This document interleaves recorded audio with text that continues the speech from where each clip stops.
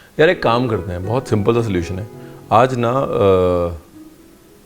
कुछ बड़ा नहीं बनाते, छोटी छोटी चीज़ें बनाते हैं, लेकिन कमाल है। वो छोटी छोटी चीज़ें जो मैं कहता हूँ कि हमारे खाने की गाड़ी को चलाती हैं, बोरिंग को इंटरेस्टिंग करती हैं। चटनियाँ बनाए, चटनियाँ बनाते हैं। मेरी फेवरेट चटनियाँ जो आम तौर पर हम नहीं बनाते, क्योंकि आम तौर पे इमली की चटनी, मिंट चटनी, टमाटर की चटनी बनती है।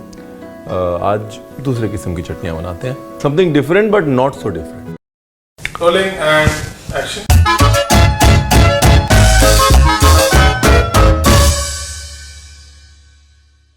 तो सबसे पहले महाराष्ट्र, ये जो चटनी है ये सॉर्ट ऑफ महाराष्ट्र को डिफाइन करती है। और महाराष्ट्र में जो कूटना होता है ना, उसको ठेचना कहते हैं। तो कुटी हुई चटनी को ठेचा कहते हैं। और बेस्ट ठेचा जो है, बेस्ट, वो मैंने कहा था कोल्हापुर के बाहर राधानगरी एक गांव है, वहाँ पर हम जिस होटल में रुके थे, उस होटल के जो केयर टेकर थे, उनकी मम्मी ने बनाया था अपने घर पे। वो ठेचा मुझे ज़िंदगी में नहीं भूलता, ठेचा भी नहीं भूलता, और वो सेटिंग भी नहीं भूलती। जहाँ पर वो बना रही थी, बिल्कुल एक छोटा सा चूल्हा था, पुरानी सी रसोई थी, और बस चूल्हे की आग में वो उनकी हरी हरी चूड़ियाँ जो हैं वो ठेचा कूट रही थी।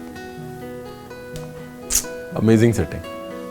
तो एनीवेज, तो ठेचे में दो चीज़ जो है वो पूरे महाराष्ट्र में कॉमन होती है। वो होती है हरी मिर्च और लहसुन। उसके बाद मौसम, समय और प्रांत के अनुसार उसमें पड़ने वाली चीज़ें बदल जाती हैं। जैसे कि जहाँ पर पीनट ज़्यादा होता है वहाँ पीनट पड़ जाता है, जहाँ पर तिल ज़्यादा होता है वहाँ तिल पड़ जाता है। तो टाइम और सीज़न पे डिपेंड करते हुए ठेचे में बाकी चीज़ें पड़ती हैं, लेकिन सबसे बेसिक ठेचा जो है वो अभी भी सिर्फ और सिर्फ लहसुन और मिर्ची का बनता है। I want to see that video real quick. Aunty ने कैसे बनाया था।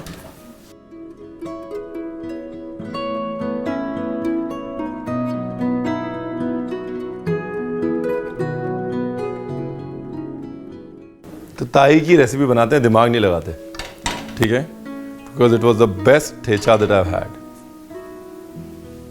पर उनकी मिर्ची इतनी तीखी नहीं थी, उसके बावजूद मैं वहाँ पे कर रहा था।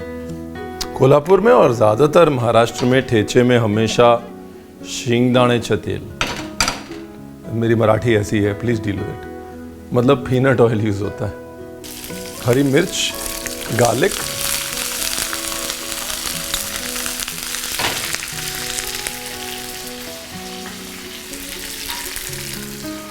पीनट, धनिया और जीरा। भाई ताई की रेसिपी है और बहुत टेस्टी है, ठीक है। अब हर घर में जैसे एक अलग रेसिपी होती है चटनी की, वैसे ही महाराष्ट्र में हर घर में ठेचे की एक अलग ही रेसिपी होती है। तो ये ताई के घर की रेसिपी है, हमारे घर की नहीं है, लेकिन बहुत टेस्टी है। और ये धनिया, कोथिमीर, ठीक है जी, नमक। तो एक बहुत ही बेसिक ठेचा भी होता है, बहुत ही बेसिक ठेचा, जहाँ से एक्चुअली शुरुआत हुई है ठेचे की, जिसमें सिर्फ मिर्ची होती है और गार्लिक होता है और नमक होता है और थोड़ा सा शेंगदाने का तेल होता है। That's it, the most basic chutney. And for me that's the tastiest thecha. एक भाकरी हो और उसके साथ में थोड़ा थोड़ा थोड़ा थोड़ा थोड़ा थोड़ा ठेचा हो, डन। चलो, अभी जो है इसको पकाना नहीं है, तड़का नहीं लगाना। और अगर मिर्च आप लेना चाहें, कायदे से लंबी वाली और लाइट ग्रीन मिर्च होती है, जिसमें कि मोटी वाली नहीं, पतली होती है लेकिन लंबी और लाइट ग्रीन होती है। पैरेट कलर मिर्ची जो होती है ना, वो पैरेट कलर मिर्ची ले, उसमें उसका तीखापन कम होता है और उसका फ्लेश जो है थोड़ा मोटा होता है, तो टेस्ट थोड़ा डिफरेंट और ज़्यादा आता है उसमें। अब बहुत सिंपल है जी। अब ये सब लिया और इसको अभी ठेसना है, मतलब कूटना है। कोल्हापुर में ना गर्मी बहुत होती है, इसलिए वहाँ पे तीखी चीज़ें खाई जाती हैं, क्योंकि गर्मी में पसीना आना बहुत ज़रूरी होता है। अगर गर्मी में पसीना नहीं आएगा ना तो दिक्कत हो जाएगी। इसलिए कोल्हापुर के ठेसे में हरी मिर्च थोड़ी ज़्यादा है। अगर आप चाहें तो कम कर सकते हैं हरी मिर्च।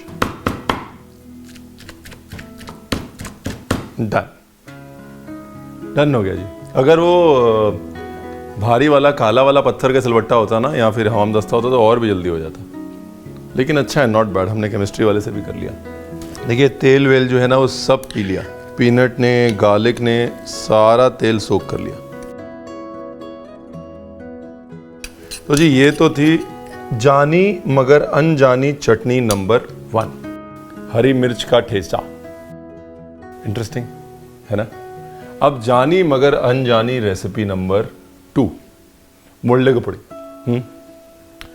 जिनको पता है उनको पता है, जिनको नहीं पता उनको पता होना चाहिए। वैसी रेसिपी है, इजी टू मेक, सिंपल। लेकिन इसके लिए भी वापस फ़ोन निकालूंगा मैं, क्योंकि मेरी बहुत अच्छी दोस्त हैं ललिता हरिहरन जी, को उन्होंने इतने साल खाना खिलाया और हरिहरन जी आज भी उनके हाथ के खाने की तारीफ़ करते हुए नहीं थकते। अमेजिंग हैंड, और उनकी मुल्लेगुपुड़ी जो है वो बेस्ट। और मैं चाहता हूँ आप सब भी बड़ा मधुर मधुर गाने गाएं वो मुल्लेगुपुड़ी खा के, इसलिए ललिता को कॉल कर लेते हैं।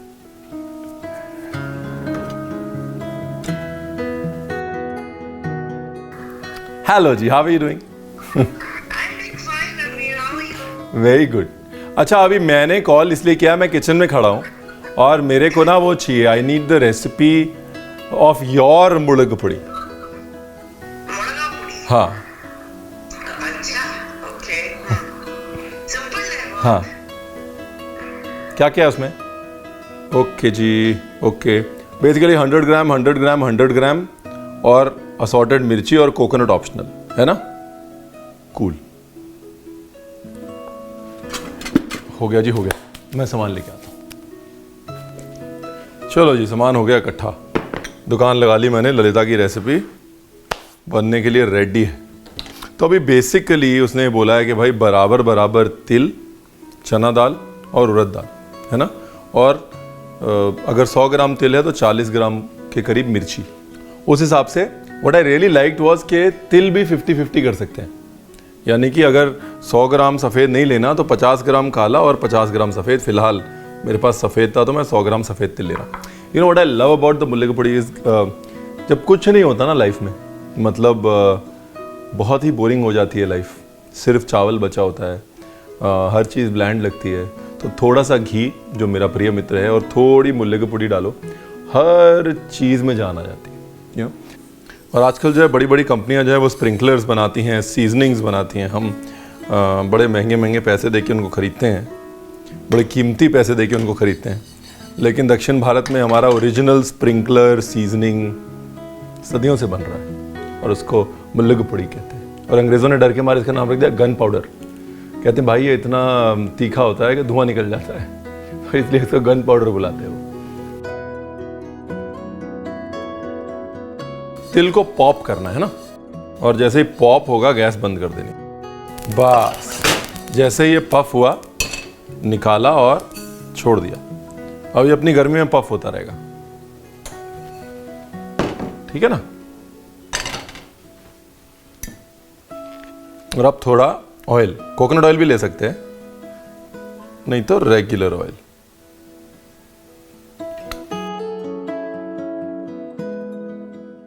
अब इस तेल में डाली उड़द दाल। ये जो फ्लेवर है ना, ये दक्षिण भारत ने दुनिया को सिखाया है। ये भुनी दालों की जो नटीनेस है ना, और वो नटीनेस के बगैर मुल्लेगुपुड़ी नहीं, you know. My favourite thing about दक्षिण भारतीय खाना, भुनी दालों की नटीनेस। खुशबू आनी चाहिए। और सारी चीज़ अलग अलग रोस्ट करेंगे ना, तो इसकी जो मेहनत है इज़ वर्थ इट। दालें एक साथ डाल दी, डालने को डाल सकते हैं, लेकिन वो पकती अलग अलग है ना। और ये गलती जो मैं हमेशा करता हूँ, इस बार नहीं करूँगा। एक्स्ट्रा तेल नहीं आने दूंगा मैं। तेल जो है वो नीचे निकलेगा, तड़के के लिए यूज़ कर लूँगा। अब उड़द को मैं अलग से निकाल रहा हूँ। जब मुल्ले की पूड़ी बनाऊँगा तो उड़द को बाद में डालूँगा। उड़द का जो दाना है ना वो चाहिए, है ना। बहुत कम सीजनिंग्स ऐसी हैं जिनकी मतलब आप कसम खा सकते हो और लोग आपको सीरियसली लेंगे। मुल्ले की पूड़ी ऐसी एक सीजनिंग है, आप कसम खा के बोल सकते हो मुल्ले की पूड़ी की कसम, मैं सच बोल रहा हूँ, लोग आपका यकीन मानेंगे। थोड़ा सा तेल और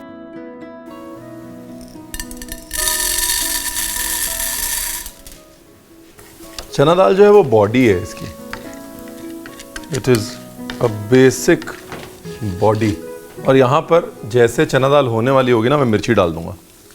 अच्छा, एक चीज़ मैं करता हूँ, किसी को नहीं बताता, आपको बता देता हूँ, करना चाहें तो कर सकते हैं। थोड़ी सी कश्मीरी मिर्च रखें या देगी मिर्च रखें।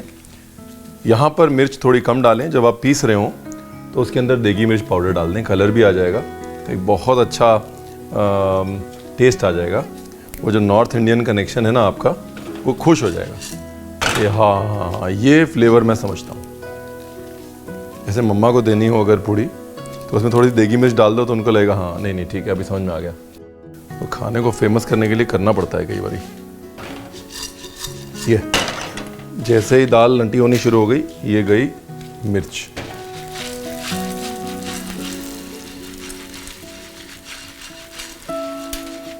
डन।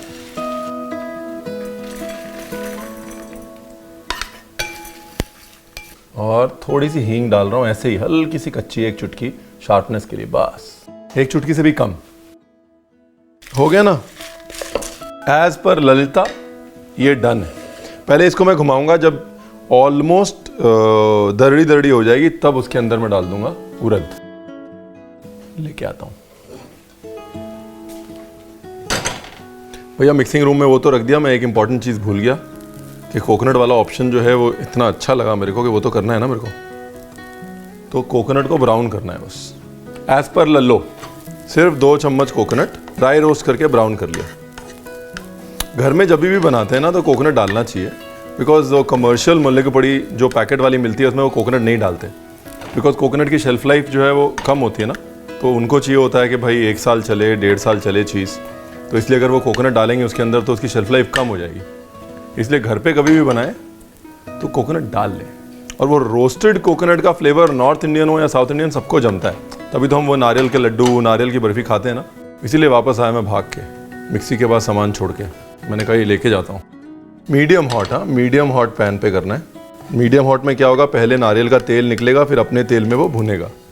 बहुत अगर गर्म होगा पैन तो ब्राउन होने की बजाय ब्लैक हो जाएगा वो, और वो जो ऑयल एक्सट्रैक्शन करके अपने टेस्ट में नारियल भूनने की जो प्रक्रिया है वो नहीं हो पाएगी। ये देखिए धीमी आंच पे आ रहा है ना रंग।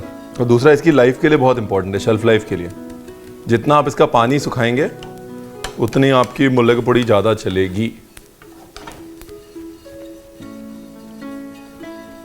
ओके, अभी आया मैं। हाँ, ओए होए होए, क्या बना है जी। अभी मैंने बाद में डाला है, ग्राइंड करते टाइम भी डाल सकते हैं, ठीक है जी। ये गया नमक। और अब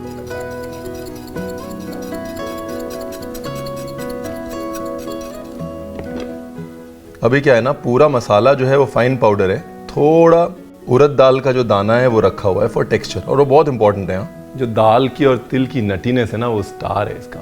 ये जो टेक्सचर है ना, ये टेक्सचर बहुत इंपॉर्टेंट है। ये पाउडर जो है वो फाइन पिसा हुआ है, लेकिन उड़द दाल का जो दरड़ापन है, जो रफनेस है, वो इसकी ब्यूटी है।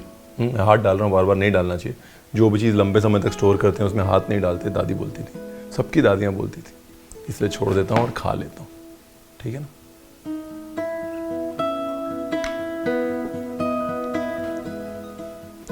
और ऐसे इस्तेमाल होता है जी मुल्ले की पूड़ी का। किसी भी बोरिंग चीज़ जिससे आप पक चुके हैं उसके ऊपर घी डालें, पूड़ी डालें और ऐसे मिलाएं और ऐसे खाएं और मुस्कुराएं। What is so good यार, so good ललिता। और आपको अब मेरे को फ़ोन करने की भी ज़रूरत नहीं, मुझे तो ललिता को फ़ोन करने की ज़रूरत पड़ी। आपके पास तो रेसिपी है, वो भी 1 नहीं 2-2। बनाइए और बताइए, और उसको ऐसे इडली पे डाल के मुस्कुराते हुए एक फोटो खिंचवाइए और डालिए और टैग कीजिए।